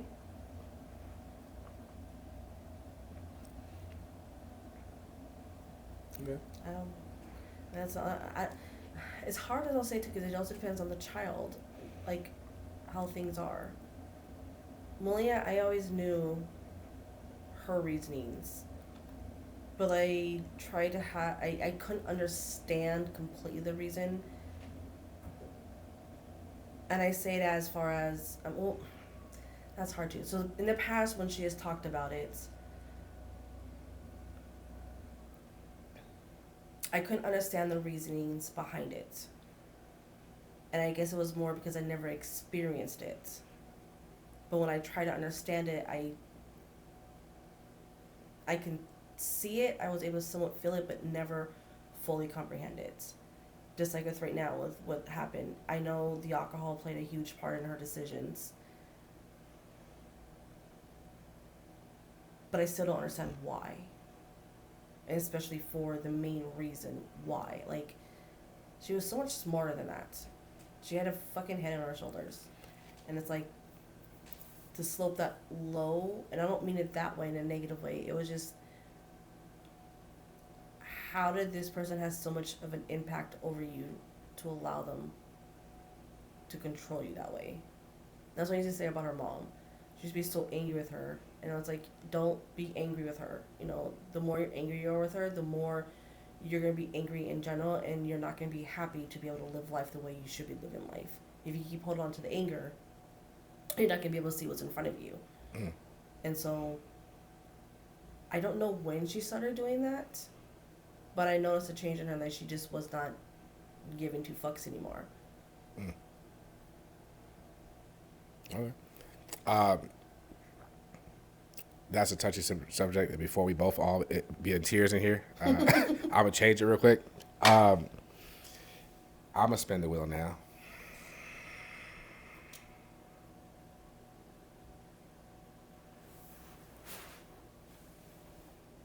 Oh my God, emotional abuse again. Tell you about a time that I experienced some emotional abuse. I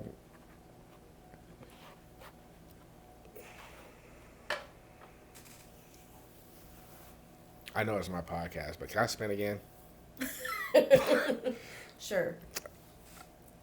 Or you can draw from the little cup thing. Oh, we're gonna draw for that too. I haven't explained that one yet.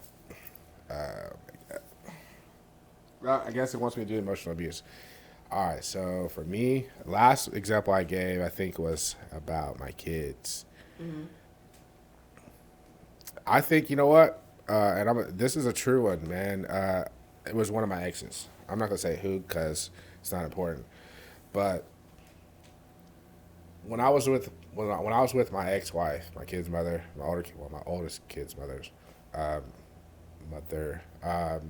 when we divorced, I told myself, and those of you who's been around a while, once I get into this, you're gonna know exactly what I'm talking about. So if she's watching, we're past it. But I told myself, when I was with my kid's mother, I was young. I was very young, and I think that's the biggest thing that people don't realize is that we were babies raising babies, Mm-hmm. right? Like we were young and immature, and I wasn't the best. I wasn't the best, right? Mm-hmm. But I told myself that I can be, and I know how to be. And so when I got with the next woman that I was with, I told myself that I was going to be better, and I was going to do better, and I did. And you were around, and would you say that I did better? Still wasn't perfect, but would you say that I did better? Yeah. Okay. And I feel like the way that the things that this woman would say to me that she wanted to let me just say it straight out. All right, so look, she would literally tell me things like like the future, like how she wanted like things to be and what she was looking for, and I was doing everything in my power to align with that, and I was trying to show this woman a better life, show myself a better life, all that kind of stuff. Because I feel like as a man, that's really what you have to do in the courting process. All that other, hyping you up and raising you up shit, fuck that. Like, I think most women want, if you're gonna if they want a man, I think they want you to bring substance to their life. Mm-hmm. Like their life shouldn't be exactly the same. It should level up at least one or two steps when you come into it. You shouldn't be bringing them down, and you shouldn't be still the same. And I know for a fact when I got with her that happened, but we ended up getting engaged, and it literally, like, everything that she said she wanted, she was willing to throw it away. I know why, but I'm not gonna put her business out like that. It's not my place to do that. But to this day, I know for a fact, to this day, she regrets it, and she's proud of who I've become now. But I think that for me, it was like emotional abuse because I literally would sit there and I'd just be like, damn, dude, like, on one hand, I was married, and I had a woman who I thought was forever, but she won't doing shit. Let's just be real. She won't doing nothing. And so I resorted to being just whatever, living life however I wanted to live it, right? Mm-hmm. And if it all got blamed on me, then I realized, like, okay, that's just part of being a man. That's how it's going to always work out. As a man, it's going to always follow you, right? And that's fine. So then I said, okay, well, I'm going to get this relationship, and I'm going to do better. I'm not perfect, but I'm working on it. And I did a lot better. People used to tell me that they seen change in me, growth. Those words were weird to hear because I didn't see too much of a difference, honestly. I just seen that I was just doing things like not getting in the backseat of people's cars and shit. and taking care of the house and stuff like that. But she would throw it away. But then she'll come home and she'll throw our relationship away like it was nothing when she's out. She knows, I know, we all know where there she was at. But then she'll come home and be like, "Oh, I love you so much. We should get married. I can't wait till we get married," and just like tell me all this stuff. And it just was like, it's like an emotional roller coaster. It's like you're just constantly gaslighting, right? So for me, I think that was like a time where I dealt with some emotional abuse. I can see that. All right, look. So in 2026, year 2 of doing this podcast, I said I was going to change some things up. So as you guys can see, one, I spin the wheel now. But I also have this bucket right over here. This bucket has real life questions, real life fun questions, nothing too serious. And so at this point, I'm going to have Alicia grab one out of there. It's random. She has no idea what's on it. Read the question, answer it. And then I'll do the same thing.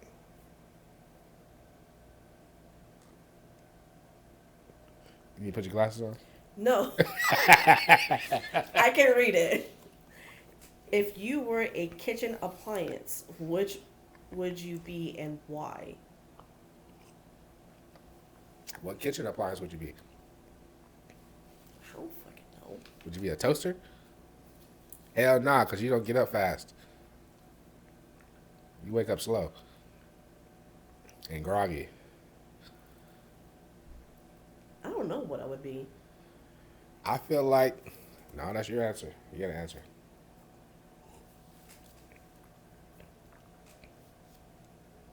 A gas stove? I don't know. A gas stove? No.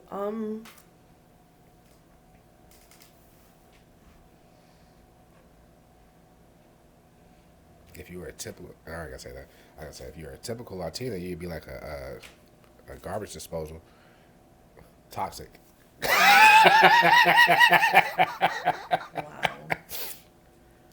I honestly don't know how to answer that question. If I was a kitchen appliance, I feel like I would be an oven. Because I don't look for anything in life to be short term. I want everything to be long term.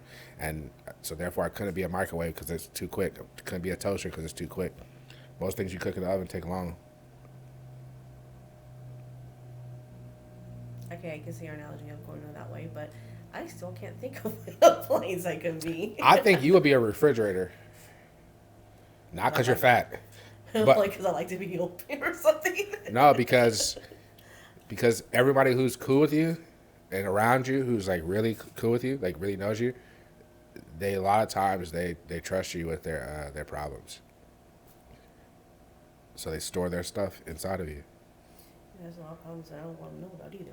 Yeah, but they do. Like, I mean, if you think about it, I know for a fact, like, you know a lot of stuff about me. You know a lot of stuff about Becky. You know a lot of stuff about your brother. You know a lot of stuff, obviously, about Mike. You know a lot of stuff about Dupree. You know, people, when they meet you, but it's something about us Libras, because people come on this podcast and they say, man, they'd be nervous and they'd be like, dude, you're so easy to talk to. Like, it was fun. Like, da-da-da. And it's the same way with you. Like, everybody who meets you, like, I think it's you that are like kind of standoffish about talking, but they have no problem opening up and talking to you. Mm-hmm. You might be sitting there quiet and just be like, but they have no problem talking to you. I'm not gonna explain how I know. I'll say this about how I know that.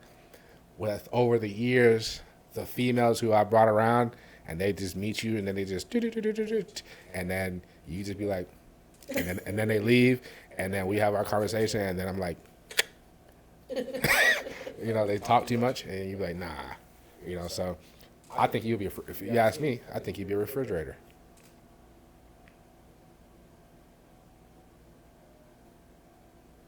What do you think Mike would be? Mike is definitely a toaster. He pops off. He pops off. You ask him a question, he pops out with an answer quickly. If he can't find one, he quickly runs and finds one. Most things about Mike is quick. Like he don't like to procrastinate. Mm-mm. I think he'd be a toaster. Mike, if you're watching this, I know you are. Do you think you'd be a toaster? All right, let me pull one.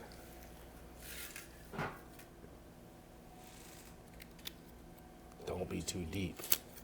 Don't be too deep. How did I know I was gonna get this one? What's a weird food combination you secretly love? Oh, easy. Everybody always gives me shit about this. Putting hot sauce on salad. Yes. How is that weird? I don't know. It's like a buffalo chicken sandwich without a buffalo chicken salad without the chicken. It is. I get it. It just maybe because it's not mixed together. Maybe if you mix it together and then pour it on, but you do like It's one of the a toppings. gallon of ranch, and then like a half. I need to cup of- chill with this gallon of ranch. It's not a gallon. It's like I just do like 6 passes. It's Okay, a cup of ranch. But yeah, weird combination would be, yeah, I'd say either hot sauce with salad or, ooh, I like this too, man. Tomatoes with Italian dressing That's and a salt, thing. and salt and pepper on it, or just eating olives straight out the jar, green olives, get a spoonful. That's why I love my mom being here because she understands it. I bring them home and she's just excited as I am. She's like, "Ooh, you brought olives," and we both be in there like this. I'm just joking, not like that, but you know, if I get a spoonful and I get some and give it, she's not gonna turn it down and be like, "No, I don't want no olives." Ew. All you guys are weird, man. I don't know. I don't like olives. I don't like tomatoes. All right, look. What you want to know about me? Ha! We're not there yet. We still got shit to talk about. Whatever. No, I did have one question for you though. Actually, there's 2 questions, and then I'll let you get out of here. If, oh no, let me back up a little bit. Okay. Do you feel like because when you were younger, or not younger, but like a couple years back, you weren't as busy as you have been in the last couple of years, right? Mm-hmm. Would you agree? Mm-hmm. Do you feel like that God allowed you to become so busy because He knew what was about to happen with your father and your daughter within a year of each other, to the day, pretty much almost? Because if you weren't so busy, do you think if you weren't so busy, I feel like you would have too much time to wallow in the pain and the loss. But because you're so busy, I feel like just externally seeing it, I just feel like because you're busy, you're able to cope with it a little bit better because you're not sitting so still. I guess what you're saying. So when I think about becoming busy, I think of being busy. I feel like I've been busy since the boys came to stay with us when we first got the boys, because then that's when, like, went back to changing diapers, feeding bottles, and all the lovely stuff comes with kids. I mean, having a kid that's 16 and 12 or however, I don't know how old it was and now off the top of my head, but them like predominantly grown, and then having your nephews come and stay with you at 3 months old, well 3.5 months old, and then have them now to this day at 8 years old. It's the life has been busy ever since then. If I was still working completely full time, just because the person I am, I think I still would be the exact same way I am now. The only thing that has me, I used to say, more busy School. is school. It's because I work part time, and then all my schooling is literally online, so I gotta read. And the fact that I'm not a reader by learning, or learner by reading, I have to like literally read it and then look over things and like look up stuff and try to like apply it to how whatever it needs to be applied to, or unless it catches my interest on things. But I think honestly that I was meant to be where I'm at now, because when I lost my job in 22 was it? Yeah. No, 23. 23. Was it 23? The beginning of 23. Yeah, it was. Holy. Yeah. So like when I lost my job, didn't know exactly what to do, and the fact Michael was like, "Well, might as well go back to school now. You Nope. You lost your job at the end of 2022 because you went back to school in 2023. I started this summer. You start. Yeah, but you spent like a lot of time off of. It was 23 because summer. It was around May time frame when I lost my job, because it was right around the boy's birthday, and I was able to start school in the summer time frame, and then the fall was my first quarter, my first actual quarter, because summer's not really. That's why I thought it was the end because I thought that you flipped school that quick. No, because that's fall. That September is when my dad passed, Yeah. and I was able to be in school the whole entire time, and do my schoolwork in the hospital with him. So I was always Okay. there with him. And then he passed. But I lost my job. I was upset. I was mad. Looking back now, it was meant to be. Like I said, I was able to have the freedom and the time to spend with the kids a lot more during the summer time frame, and then I was able to be with my dad literally at all times in the hospital with him until the day he came home, and being with him the day that he passed. And if I was working full time, I wouldn't have been able to have a chance to actually be there. Yeah. Then I had the chance to like have the time to recover from that, well, somewhat recover from it. And then Malia, I mean, if I still wasn't going to school and working the way I am now, I wouldn't have the time to process everything either. So I think time honestly has slowed down a little bit now. Okay. Do you think that? Well, let me ask you this. I never asked about your dad. How did losing your dad? Because you lost him as an adult. How did that affect you? And first, let me just say this on camera. I apologize. You know what I'm apologizing for. Mm-hmm. I apologize. I still love you. I'm sorry.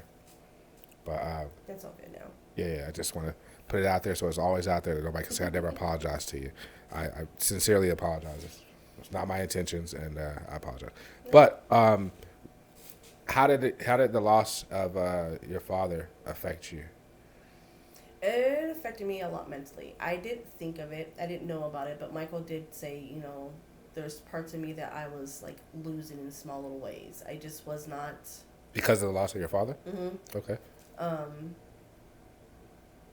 It was like I was not mentally there. I knew at a young age my dad was gonna die, because he always talked about, he called it the Lilico curse, and he said all males in his family pass away before the age of 60.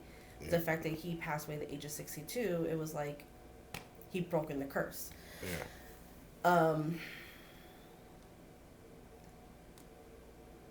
I think it hurt me more the fact that we didn't get as much time as we thought we were able possibly to get with him. In the end? Yes. Okay. And when he came home from the hospital and went to my sister's house for hospice, we did not expect him to die the next day. Like I was literally with him the whole entire day that he passed, and looking back now, there was signs. I just didn't know the signs then of how like death progresses or whatever. Yeah. The stages of it, I guess if they call it, but it changed me as like how, one, I want to make sure things are like more put together when I pass away. I don't want Carlina and the boys to have to, or even Michael have to deal with shit the way that my stepmom and Michael and I had to help her with getting things together of my dad's affairs. It's changed me to try to like slow down in life. Maybe it's also anxiety meds that I got put on. I'm not so anxious about stuff no more. But I would say that it has changed me, but I personally don't know exactly what has fully changed. Because I still feel like everything is still the same, but not, like I said about Malay, there's this emptiness. Do I think differently? Yes, but I also think I think differently too now because I'm back in school, so I see things a different way. Okay. If your dad was sitting right here and not me, what would you tell him? Besides, I love you and I miss you. What would I tell him? Yeah.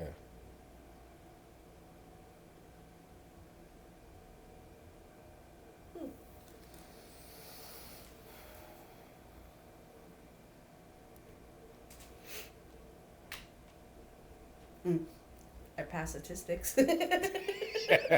Hey, that works. Hey, and knowing him, he'd probably laugh.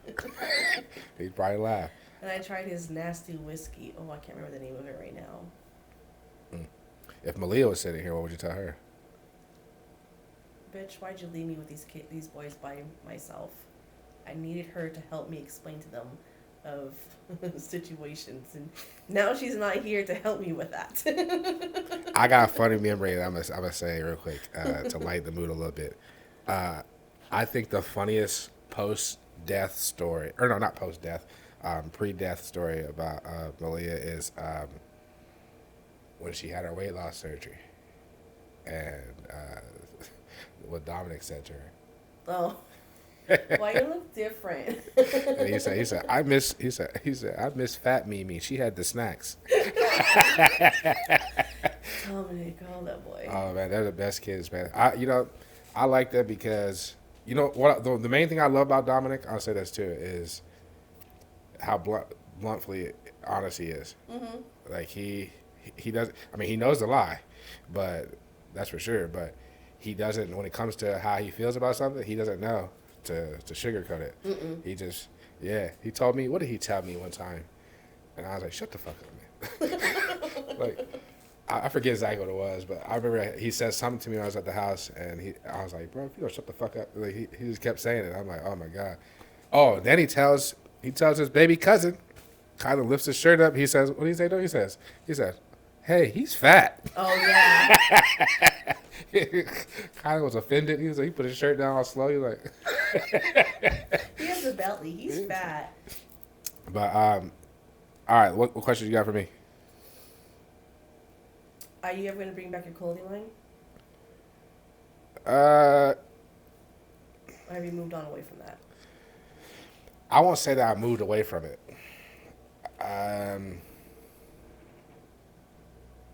I will once this is solid in the way that I want it to be. Mm-hmm.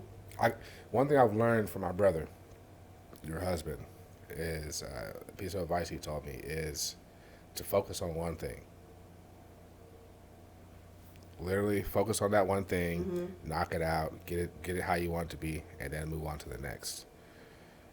Because one thing that me and you have in common, both being Libras, her birthday's a day. Hey, Big Ty, her birthday, she's like our birthday twin too. Her birthday's a day after mine, or ours. But one thing that You need more comfortable chairs. damn, I'm gonna ask this question at the end. You ain't gotta say it right now. Shit. Damn, you made me forget. Oh, so I think once I get this solidified, then yeah, I'll work on bringing it back, and I would love to have like a team though, like somebody who could help me with it. I would love to have like a younger person help me with it, somebody who's younger than me, because as much as I feel young and as much as I dress young and I can relate to younger people, I'm not young. Mm-hmm. So I feel like to have that kind of like insight into that younger community that will help the brand a lot. So, for those of you who didn't know, yes, I had a club. I still have it. I just don't. It's inactive. I have an apparel line. Any other questions?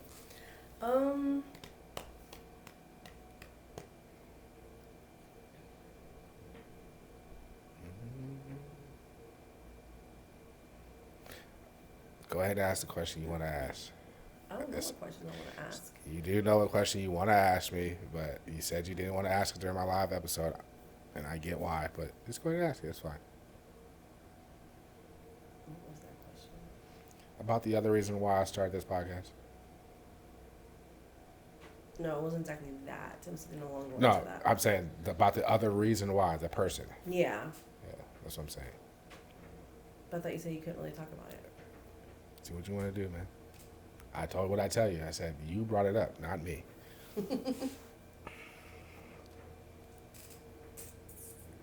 Go ahead. No, I could talk about it. If I know that. Jalen was still here, what would you say to her? Would you think your life would be where it's at now? Ooh. Okay, so that's a two-part question. I'm going to answer the second part first and the first part second. Okay. If Jalen never passed away, do I think that that I will be sitting here today? Nah. Do I think that me and her mother would still be together? Really? Yeah, because we never really had problems. Um, and I can only speak for my part. I don't know what she was thinking. Mm-hmm. You know, I don't know how she was feeling, but we never had problems. You know, we were engaged. I don't foresee why we would have split. You know, everything was cool. Like, I mean, I ain't got to go into details, but everything was cool. Yeah. You know, so would would we probably still be together if Jalen was never passed? Yeah, I think that just kind of broke our relationship. And I think that's common, you know, in relationships. Either it brings you closer, and the therapist told us, the counselor told us the same thing. Told me the same thing. Either it brings you, literally the day that she passed away, the counselor told me and her sitting in front of her, sitting on her aunt's porch in Vegas. She told me, she told us, she said, it's your choice of what you guys do, but in these situations, either it's going to bring you guys closer, or it's going to tear you apart. And unfortunately, she allowed it to tear us apart. But I say unfortunately reluctantly because I have no regrets. I went through a tough time dealing with all that social media bullshit and all the shit surrounding it, but I survived. I had my core people who were around me who knew the truth and had my back. Thank you, and kept me strong through it all, and still keep me strong. And it took me about 2 years to kind of. I'll never be over it, but 2 years to kind of get back on my feet is what I'll say. Mm-hmm. To get back up and start putting one foot out in front of the other, which that was more of my own doing. I just was in denial. I think denial that I was really dealing with it as hard as I was. Like I would outwardly say it, like I got this going on, or I'm dealing with this, but I would not face it and deal with it. I would just kind of like You're making yourself busy in an unhealthy way. yeah, I agree. So yeah, that's that answer. Uh, I don't think that we would have split if she would never passed. But I'm grateful that we split, not that Jalen passed, because look at me now. Mm-hmm. I mean, I was doing great then though. Yeah. I had a lot going on and yeah, doing great then. But no regrets on that. But the first part of the question was what again? What would you say to Jalen if she was right? Oh yeah. If Jalen was sitting in the seat with you, and I could say one thing to her or say something to her, I'd say, tell everybody the truth.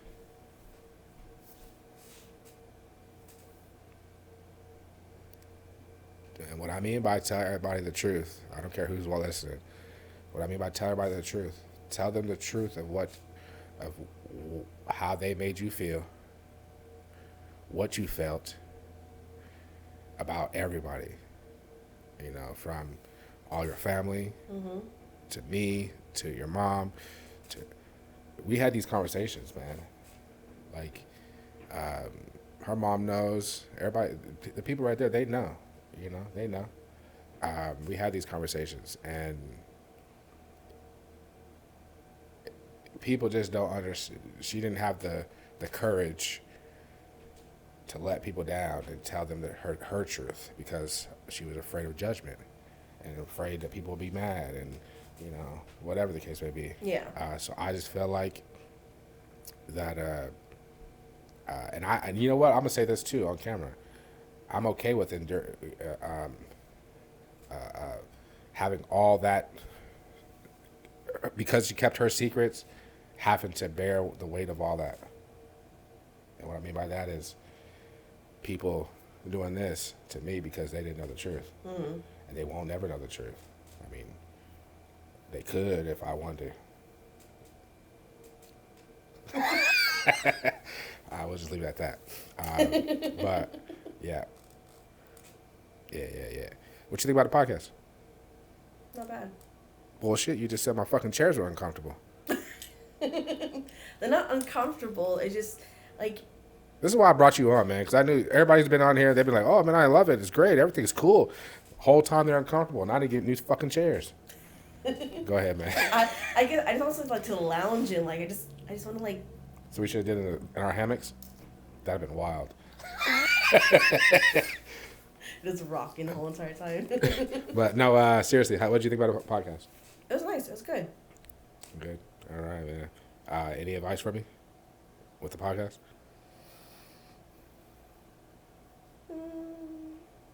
Not I can think of right now.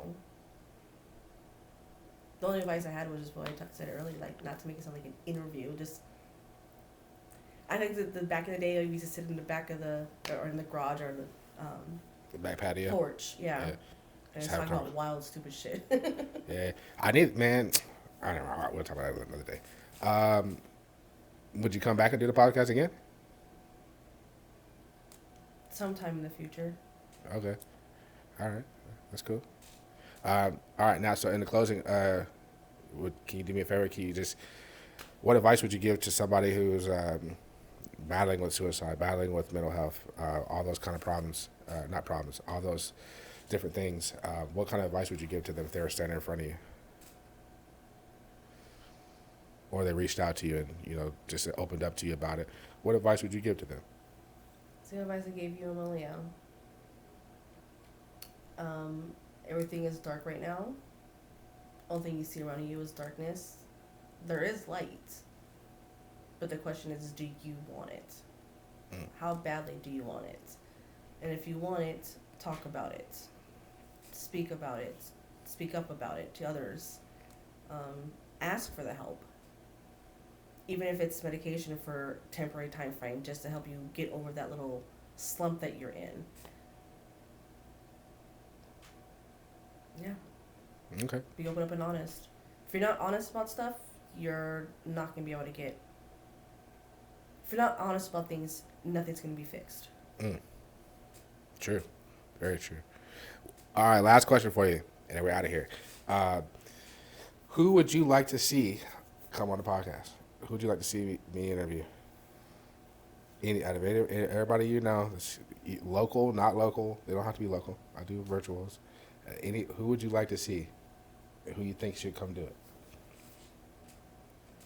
I think Michaela would be fun. As in Francis? Mm-hmm. Or Ray?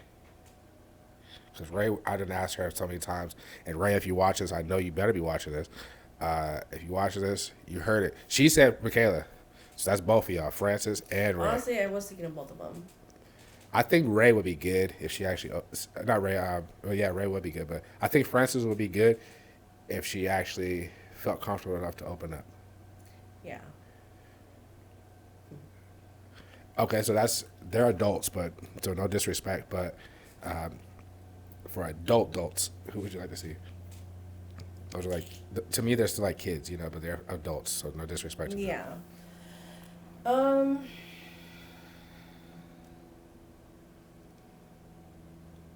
I gotta bring Lita back because now I got better mics. Mm-hmm.